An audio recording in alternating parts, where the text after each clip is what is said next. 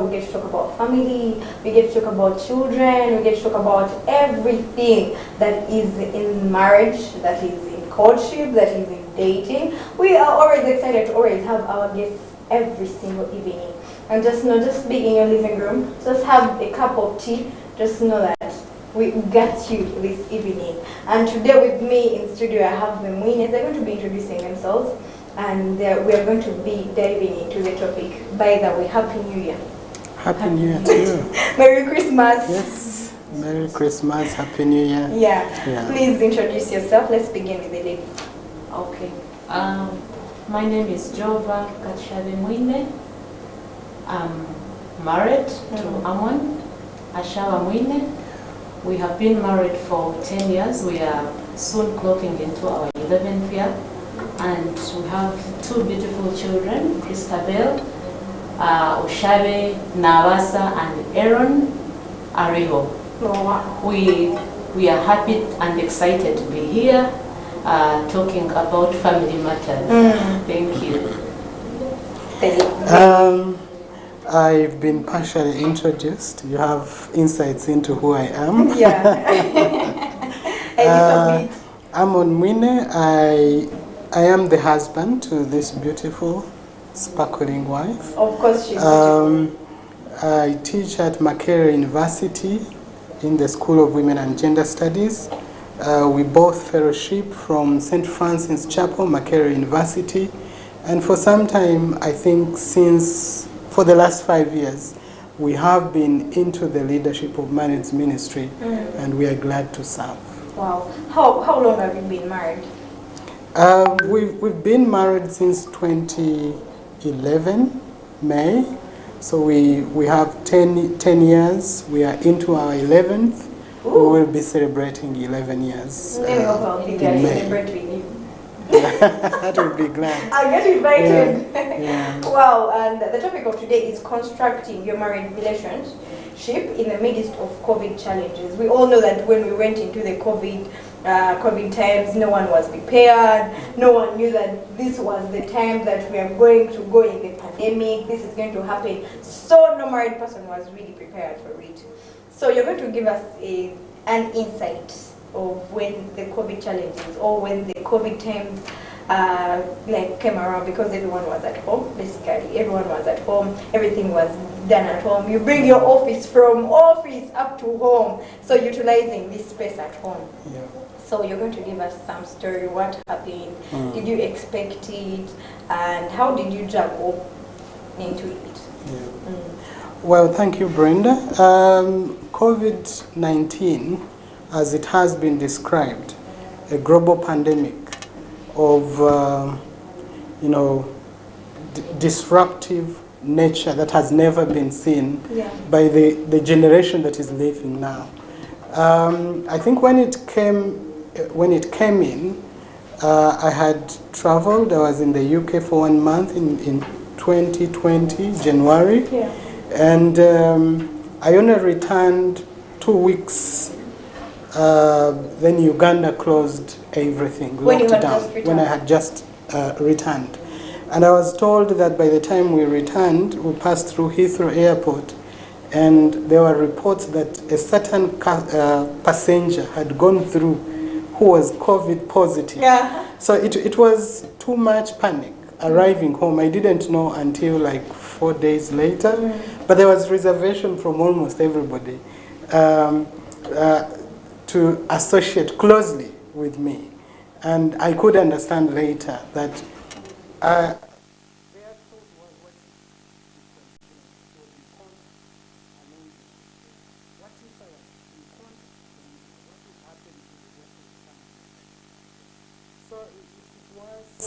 a frightening start, but also when you look at the way it manifested, the nature of its manifestation was so abrupt, it was so scary, it created a lot of anxiety, and as researchers, Joan and I participated in a research in the midst of the pandemic, and we asked people their feeling about this pandemic.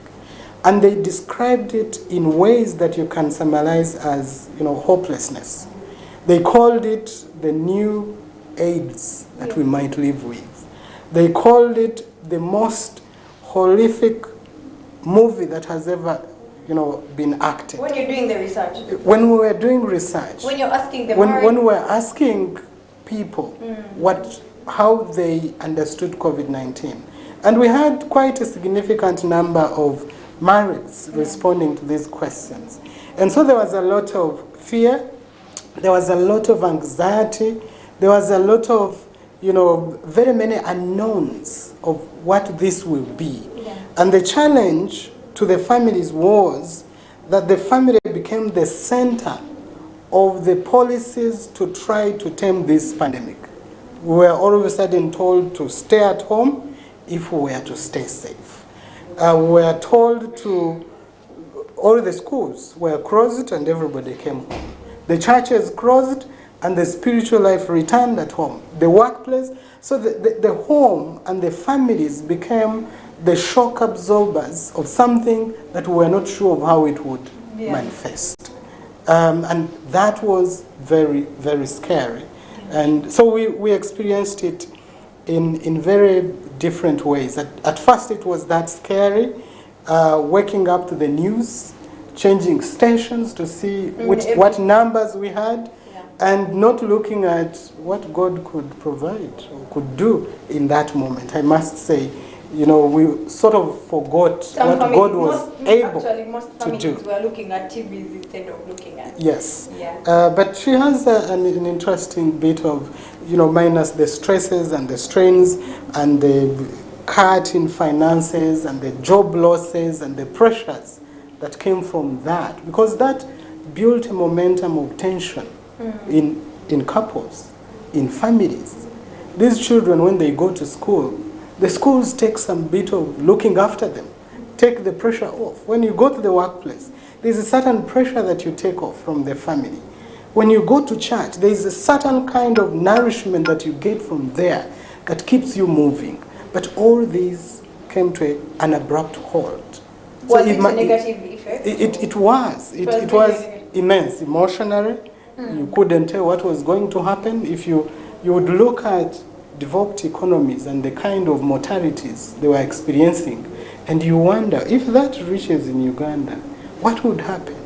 So the fear of what was coming was so immense. Yeah. The tensions in people's marriages, you could at least see through the social media.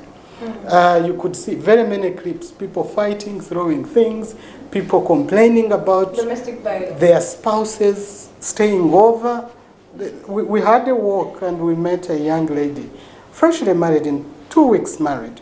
And she was telling us, we said, hey, so where is your husband? She said, Omusajja agenze. He has to go. He's a man. And those were the pressures. Imagine, we are not sure what this disease is, but there is a pressure of an expectation of being a man, and you have to be out there regardless. So these were very real pressures that we were part of, that we witnessed in our communities. Yeah, so Trevor, before you go to give an insight about that, Mwine talked about coming back from the UK, and someone had passed through that rail when he had COVID. So when Mwine came back home, and then you knew about that, maybe he had acquired some COVID. How did you feel? I think as a family, it was a moment. It was a mixture of feelings.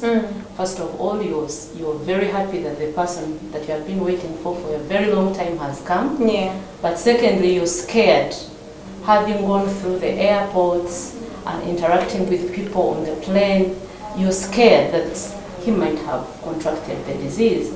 So we were in that mix. We didn't know how to isolate ourselves from him.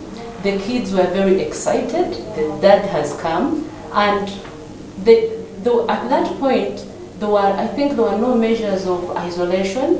I think the government had not yet come up with the soaps, I believe, and it was very hard for us to keep away from him. So as a family, it was also a scare. We were very scared, it was so abrupt. And while he was there, we were wondering, is the country going to close before he comes? And so what are the implications of that to the family? The emotional, the physical implications, the financial implications. So we were scared at the family level. Yes. So we were communicating on a daily basis? Yes, for us, that's what we do every time. We communicate. We know what is happening in each other's lives. And so we do a lot of effective communication at a couple level.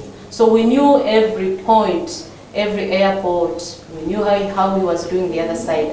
And so we knew everything that concerned him. So Jova, you want to tell me that when he arrived like this, you didn't even give him a hug? I gave him a hug at the airport.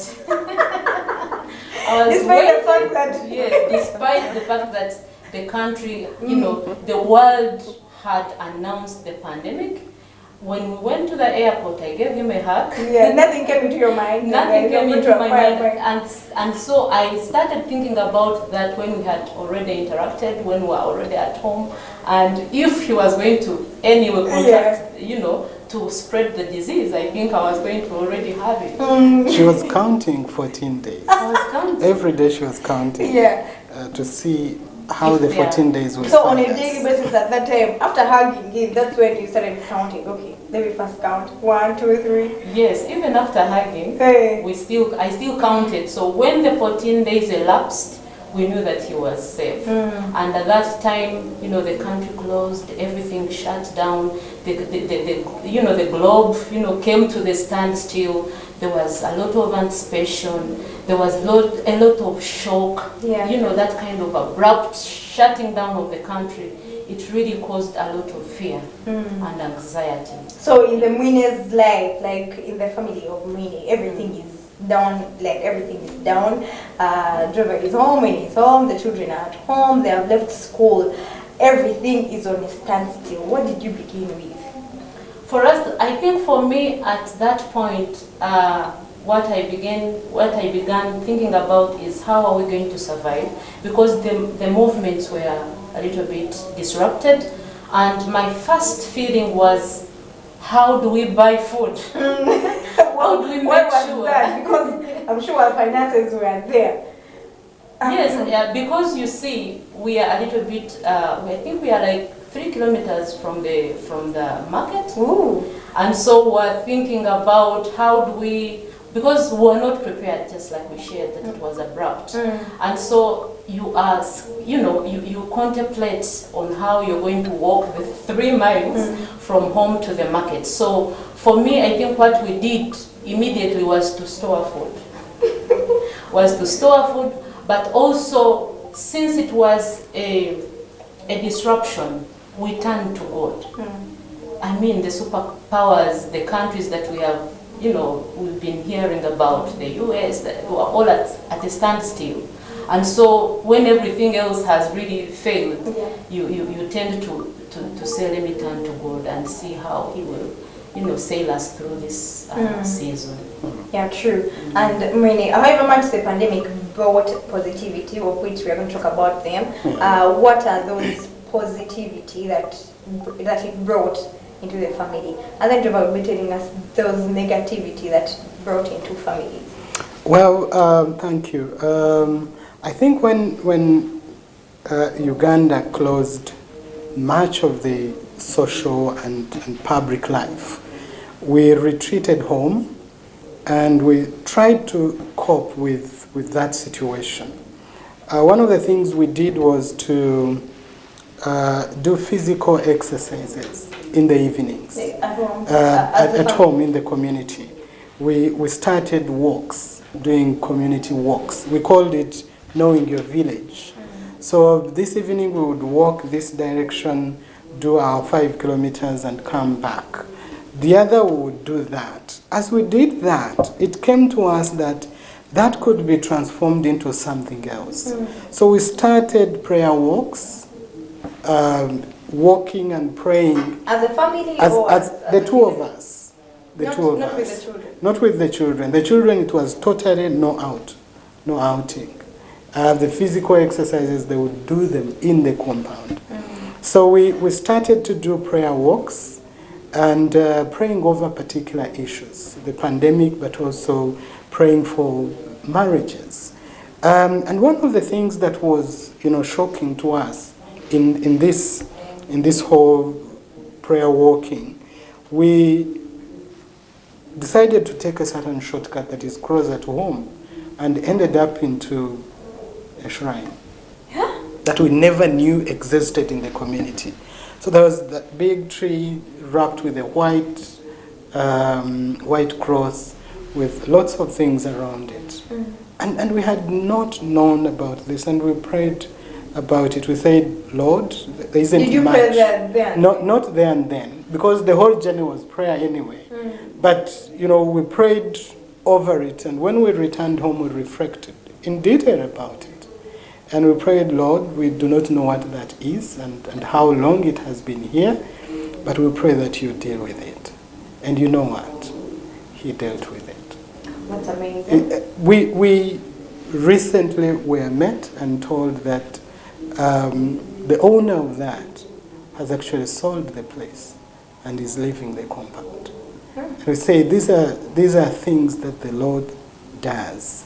So when we, in addition to that, she started exploring things here, especially in the kitchen. Yeah. Did a lot of innovative baking. You realize that the first wave of COVID-19, actually, one of the things that people did commonly was to explore different diets. She picked a very lucrative business in baking. Hey, which from the lockdown. She started, as a joke, baking this, baking that, and the business.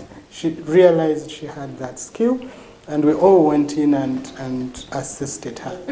But we also went into research. I teach, I research, and so we used much of our time to do research, including researching about the effects of COVID-19 and how families can rebuild from what seemed to be like ashes. And, all of these research products have been published within the university. And so it was a time to get back, to reflect, to see what is it that we had taken for granted. The being together and working together, quite often people have met us in our village in Gayaza. There's one man who asked me, why would you let your wife follow you? I said, well, whose wife is it? This is my wife. And so for us, even when the mobility was relaxed and people started driving and etc., there are days when we purpose to reach home early. Even up to now. Up to now, park and walk for physical health, but also for reconnecting. You realize that by the time you walk 10 kilometers and walk back home, there is a lot that you have talked about. There are lots of things that you have discussed. There are lots of, action points that you have agreed on to work on. So for us, it has been a period of difficulty, but also a period of drawing back and asking ourselves, what is it that we have taken for granted that we can revive to build our marriage? Wow, beautiful. And then, Jova, however much there was positivity in the lockdown, I want to think there was some negativity. Because right now, Mwine was so busy at work, and you're also busy at work. Now the office is brought at home. Everything, like cooking. The other time, maybe it was the maid that was indulging herself in the cooking. Now it's you who is cooking at home. It's you who is looking after the kids. It's you who is waking up very early in the morning, because you had used you are used to wake up, maybe go to work. Now you wake up to cook. You wake up to look after the kids. You wake up to look after your husband. What are those experiences? Maybe you realize that, okay, this I hadn't given it time, but I realized it in the lockdown.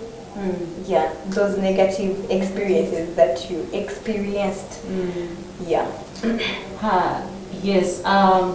Like he shared, I just wanted to share a little bit of the positivities before I dive into the negativities. One of the things that we reflected on as we were at home is that we needed to declutter. There were many things in the house that were redundant, I may call it. Unused cups, unused plates, unused clothes, and so we decluttered the whole house. And as time went on, we also realized that there are some resources that were underutilized. And so we reflected about it as a family and went into water harvesting. You know, there was a lot of water that was getting wasted. And so when the lockdown eased, we went into harvesting that water. And we have not lacked water at home. So it is one thing that we realized in the lockdown, and that really added value to our family. Wow. Yes. And about the negativities of the lockdown, and of course we had shared, you know, the family being the epicenter, you know, everything has closed, and the family as a unit, as a household unit, is there to, you know, to carry all that responsibilities. And so work shifted to home, school shifted to home, the home became the church, it became everything. And so there were very straining things that happened along the way.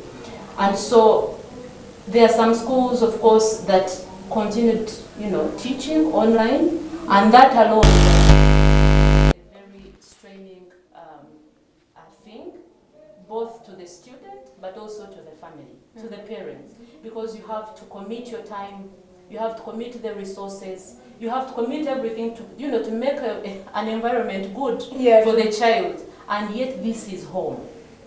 Home is home, and now it has become school, it has become church. So there was a lot of adjustments here and there, you know, children getting involved in school for longer hours. And so that managing that kind of stress, you know, managing the stress that comes with that was also very evident in our family. And so there was so much that really happened. But also, you realize that there are couples or there are families that struggled along the way because of the pandemic, because of staying at home. I think many people got to learn to stay at home because the traditional ways of routining, you know, those usual routines, you go to work, come back home, relax a bit, or continue working a little bit, and then wake up in the morning, go to work, things like that. All that changed, and that called for a lot of adjustments. And so we realized when we were doing that research that the media was awash of pictures, something that you know, that I really think about, what is it called, where the children are crying, you do not know what has caused the crying, you do not know how to adjust, you do not know, you know, all that kind of thing. So there was a lot of strain, there was a lot of GBV, the authorities, you know, reported many cases of domestic violence that were happening in the families. And that is not to say that they were not happening, it was there, but the continuous stay at home could have escalated some of those conflicts that erupted into domestic violence. Oh, that's so sad. And then, Mwine, we invited here a couple, and I asked them, like, in the pandemic, what did you realize about your wife that you hadn't seen in all those years? And the couple told me, like, I had taken long to eat hot meal, but in the COVID-19 I got a chance to to eat a hot meal, to stay longer with my wife, talk about things that we hadn't talked about. I realized that my wife had that so much love for me. What did you realize that Jova had in the pandemic? I'm sure that there is something. I had lightly shared about it. It's this unique skill of the hand. I couldn't imagine that she could she made a lot of mixtures as she innovated the baking. You would wake up and you are surprised to a cake that is facing this way. We really realized that she was talented, especially when it came to, finishings of baking, baking a cake and finishing it up. It's something that we had not realized she can be able to do. In other words, breakfast in bed. That's a good concept of our daughter. So in a way, it was very helpful to have her around. But she's also a resilient person. She doesn't quickly go into complaining or losing hope. She stays hopeful. I remember amidst our fellowships not meeting and people complaining, she said, well, we can talk. Let's talk to people. And we put airtime and started telephone conference meetings. Yeah. And we started with people who were on front line, the medical doctors and the security people in our village. Yeah. And for me, that was kind of her to say, no, we cannot stop. Let's try to look for something to do. Okay, Trevor, we're going to come back after this break. You tell us, what did you realize in the pandemic that Mr. Mwine had was extraordinary in the lockdown? We're going to go into a short break, but in case you're there and you would want to engage in the conversation, maybe your spouse or maybe your husband or wife had this extraordinary thing they had in the COVID and you would like to talk about it, just feel free to send in a message or ask any question that you'd like to ask. Let's go in for a short break. We are going to come back. Do you have a business that you are looking to grow? Advertising with Church of Uganda Family TV is the way to go. We are located on Church House, level 13, along Kampala Road.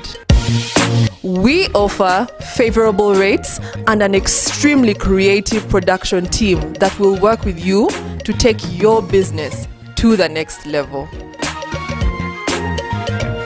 To give us a ring, call us on 0781 084215 or 0750 655232. Church of Uganda Family TV, enriching lives.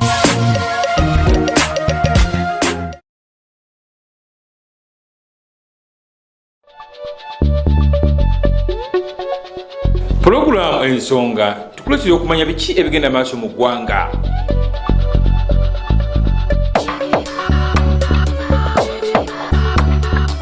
Okumanya ebyenjigiriza n'ebyenkulaakulana ekyo nikyo kikulu.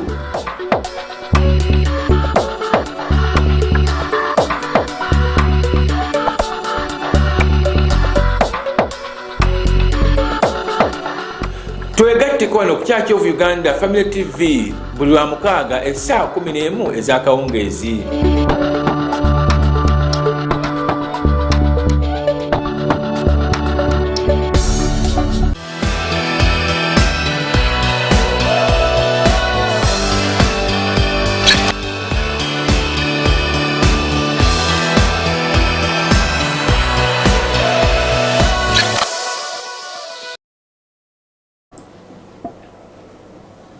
Ooh, this is a beautiful evening and we so love you so much. Every time you get involved with us, send us a message, get involved, send us a WhatsApp message. We shall be reading any comment or any thankful regards that you really have or any question that you really have about the topic of today and the Mwines. So we'll be answering your questions. Yeah, we shall be reading some questions that you've sent in in minutes to come. Yeah, before we went in for a break, you were telling us what is that extraordinary thing that you realized that Mr. Mwine had? I think he involved so much in cooking. We found ourselves in the kitchen.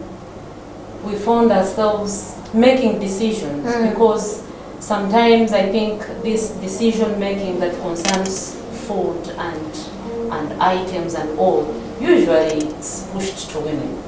But in the lockdown, I think he was so much engaged with the kitchen.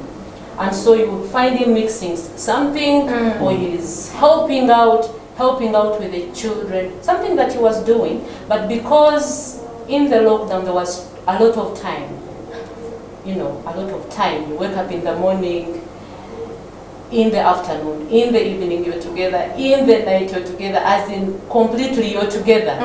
And so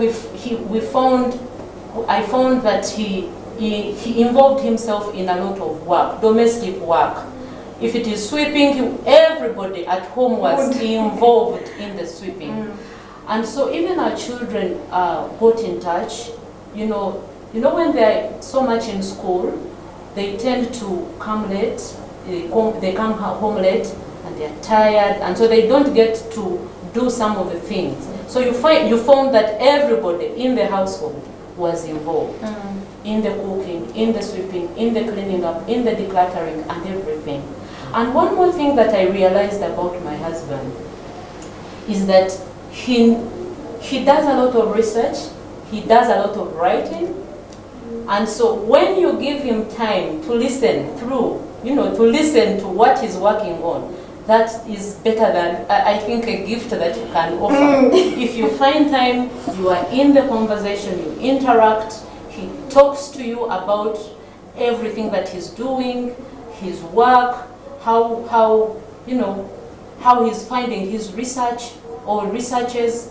You would have actually given him a very big gift. So I found he likes to be, like, he wants attention, when he's writing. When he is writing. And when you give him that, you have actually done great. You realized it in the lockdown? I realized it in the lockdown. Because every time because we had a lot of time, we were speaking through his work, speaking through his articles, speaking through the research findings that he is doing or that he's finding in the field. So we were engaged. We talked a lot. We actually talk a lot. We talk about everything.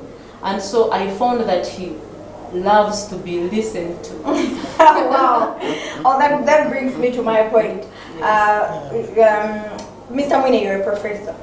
I'm a doctor, not yet there. Yeah, not yet there. And you're a researcher, and you write articles, scripts, such like that. Why is it hard for people who do research and scripts and what? Why is it hard for them to write something about their wife? Like those poems. I'm sure you don't have any.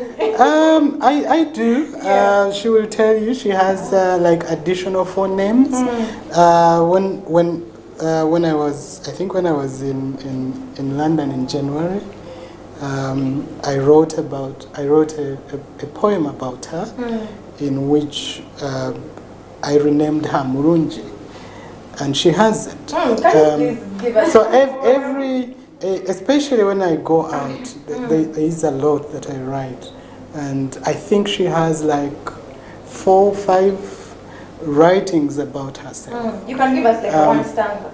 One stanza.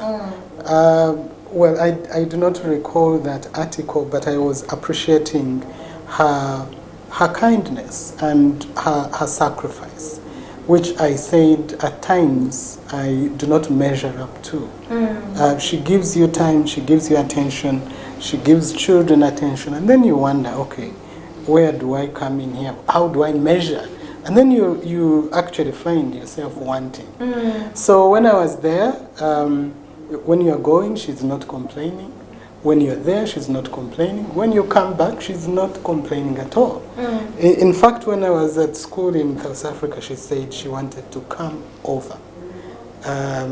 I said, well, let me come, because when I come, I will see you, I will see the children. She said before it started, the children, when we were starting, the children were not there. So I am coming. Without asking, come on. And so she came. But you see all the things you do, and look at how she has not seen what you could call privileges. But again, she continues.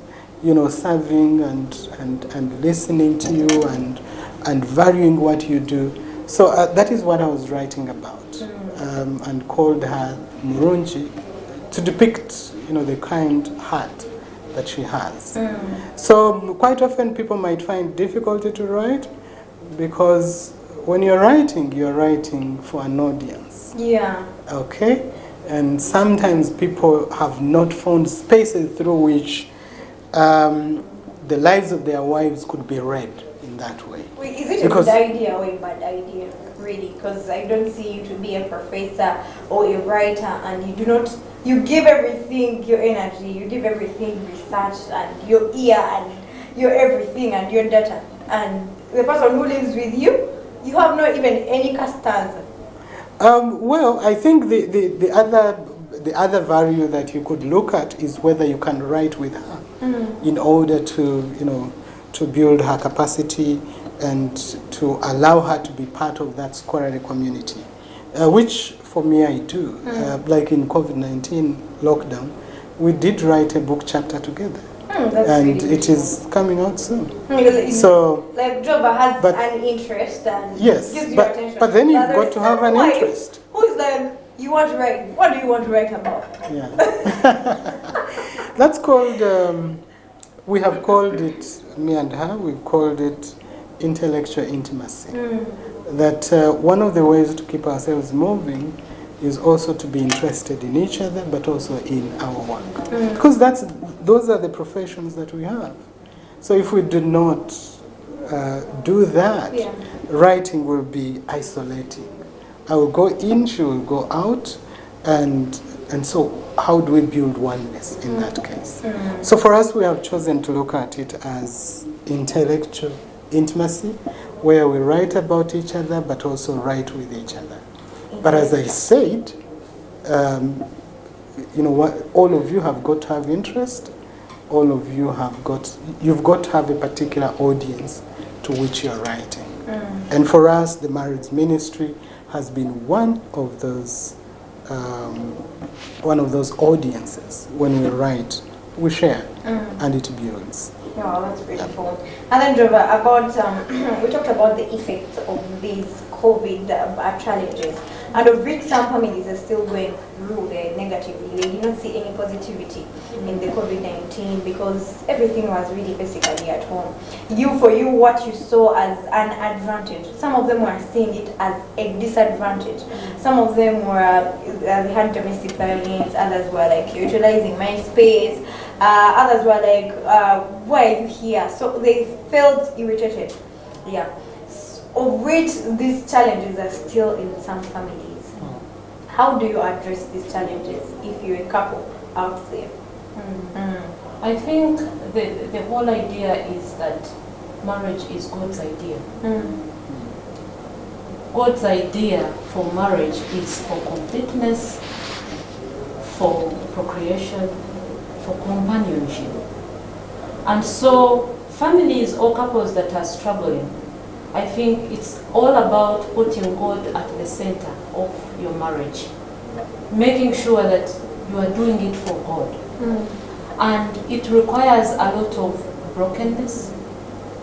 It requires a lot of vulnerability, as I may call it. Because if you are not broken, you're going to find it so hard to respect or to value your spouse. And so things of marriage, really, I want to say that it is heaven-made. Marriage is heaven-made. It is God's idea. It's God's design. So putting God at the center and making sure that both of you as a couple are united in Christ and are connecting. Because marriage, one thing is physical, it is spiritual, and it is also it is spiritual, it is physical, and it is emotional. So trying to connect your lives together, I think it can solve, the kind of turbulences, the kind of challenges that maybe married couples can maybe going through. But secondly, I want to think that effective communication is very key. True. In fact, communication is like a lifeline. It is, I want to compare it with blood flowing in the veins. And so if communication is blocked, then you are heading for I don't know. Sure. So making sure that you communicate your challenges, your struggles, the things that you're going through as a couple, but also as individuals, because you may be stressed or depressed and your partner does not know that you are actually depressed. So sharing that kind of information, knowing how your husband or your wife is doing, making sure that you are connecting, making sure that you are speaking about everything, I think can solve some of those issues that we may consider as turbulences in our families. Yeah, that's beautiful. Yeah, I encourage you to send in your messages and SMSs. Some of them I'm seeing them here. Like this one says, I am Mwine Rogers from Kawala, Masubi. I have a lot of testimonies for their love. Yeah, I think Mwine Rogers from Kawala knows you. Yeah, knows you and is saying has a testimony for your love. Yeah. Yeah, we never go wrong. That's why we're gonna Family TV. We choose the best for you. Yeah, you're still telling us, Joan. Yeah, in the midst of all these challenges, even addressing them, do you think that when we address them in our churches or in our congregational meetings that we usually meet, is it a good idea? For me, I want to believe that yes, church is good. If you find someone that you can confide in, it is very, very good. But also looking at someone that inspires you as a couple, someone older than you in marriage, and someone that you can be open to be able to share those experiences that you are going through as a family or as a couple. You choose a wise counselor, I may call it, to take you through steps to overcome some of the challenges. And I think also as a couple, before you can even go out there and pour yourself out or yourselves out, you need to talk about the challenges that you are facing as a couple. What if everything has failed? No, I want to believe that when you are all interested in the marriage or you're interested in each other, I think there is nothing that can fail. People tend to think that there are these challenges that are irreconcilable. I mean, there's nothing to talk about them. Yeah. But I want to believe that if you are interested in each other and in God's design of marriage, I believe that something can be done about that. Yeah, and then this one says, Mwine, I on that idea about I don't know what he was saying, but I want to ask that is separation really a good idea? Because I see a lot of divorces right now from pastors. Is separation a good idea? Well, thank you, our viewer, and the thoughts that you're sharing. I want to pick up from where Jova started, locating marriage as God's idea. And perhaps also to look at what kind of marriage are we talking about, because there are different types. I think he's saying that when the marriage has failed, and it goes into divorce, where everyone is like, okay, we have landed on divorce, it's going to be divorce. So he's asking, is divorce a good idea? Is separation a good idea, basically, when the challenges have been, no one is ready to resolve them. So is separation a good idea where everyone is like, okay, let's separate? Well, I would still pick up from where she stopped. Yeah. When she talks about the character of this marriage as God's idea and what we mean by that. You will realize that most times when we are saying this is irreconcilable, there's nothing much we can talk about. If you ask such a couple, what has been the place of God in this equation, he may not be there. The irreconcilable nature that we are describing is our human description of what irreconcilability is. Yeah. But when you take this to the Lord, He's able. He's able to iron out. But the foundation upon which these marriages begin from, for instance, the Bible, I think it is Malachi chapter 2, it renders even this real question, inconceivable, whether separation is a good idea. I mean, God hates divorce. Okay? So you cannot even talk about marriage and separation in the same sentence, according to that. And so, what we have seen is that, yes, church has provided quite a number of opportunities to speak about this. Yeah. Before entering into marriage, there's that rigorous process of, couple counseling, where, you are given time to reflect on your lives, to look at your commitment, and to be told that where you're going, there could be, or there will be difficulties. How are you prepared to handle them? There will be difficulties. I've been counseling, pre-marriage counseling with her, and we often ask these people intending to marry, are you aware that these things will crop up, and you people will define them as irreconcilable? So what will happen? And at that moment, you see people who have resolved to trust each other, who have resolved to live with one another. And by the time those things that we're talking about come, this place of Christ in this marriage has long ceased to exist. So I think we need to bring these marriages back to the cross, first and foremost, and ask of God what is the intention for this marriage. I want to give one key example of the issues that we had about and we spoke to people about. They were about struggles in intimate lives, couples, married couples.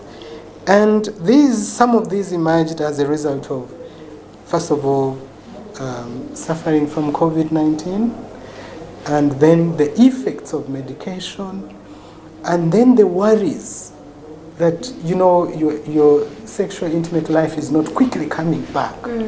And this kind of worry was so common amongst men. They are so much worried. Because basically one of the things that they think defines you is your ability to be in that intimate relationship. And so things are not working, and you are worried of what it is going to be and how she is going to think of you. So instead of speaking through it, the two of you keep it to yourself, and the mind, which is a central aspect of intimate relations, things fail in reality. Yeah, true. And they're not speaking about it. Then they go into smaller, individual groups. How do I do this? And then they are advised, you can try out and see whether the problem is.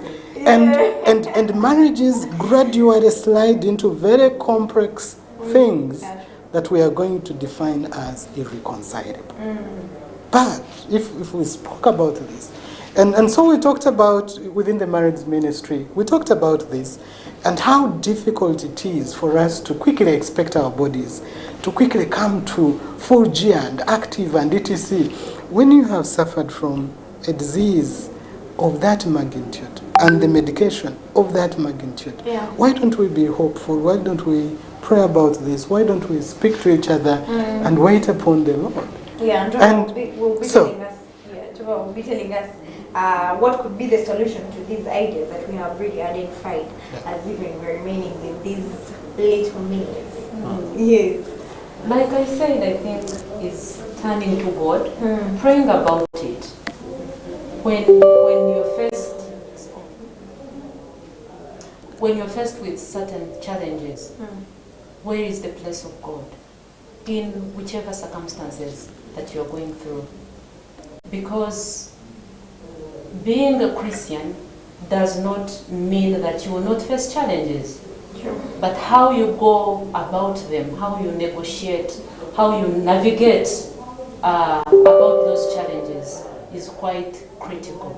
So turning to God and making sure that your communication, between the two of you is effective and is consistent. I think some of those challenges that people are going through or couples are going through can be resolved. Yeah, true. Thank you. Your parting shots, Mwine, and then Joan will be giving us your parting shots on how we, amidst all these challenges, how do we construct back our marriage as a man? As a man, and that's an interesting point to end from. That as a man, I think, and I do research on men, and fortunately on men and men's relations.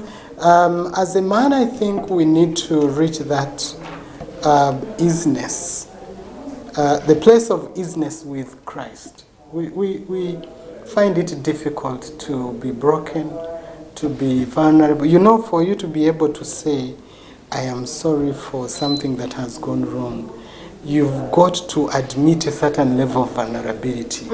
And I think in the ideal construction or in the ideal expectations of African manhood, men find themselves at a certain level where going down to say, I am sorry, becomes very difficult.